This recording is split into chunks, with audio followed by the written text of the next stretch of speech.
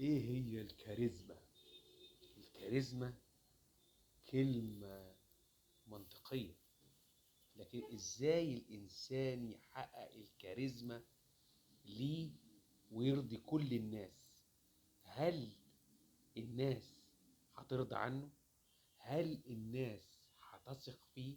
هل الناس هتأمن عليه وعلى كلامه؟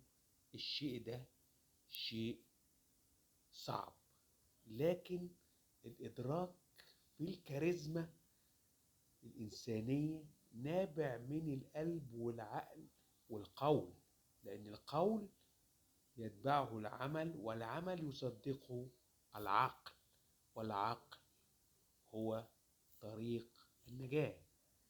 فلا بد أن تكون الكاريزما موافقة للعقل والفكر والعمل، عندئذ تتحقق الكاريزما. هي دي البنجكة.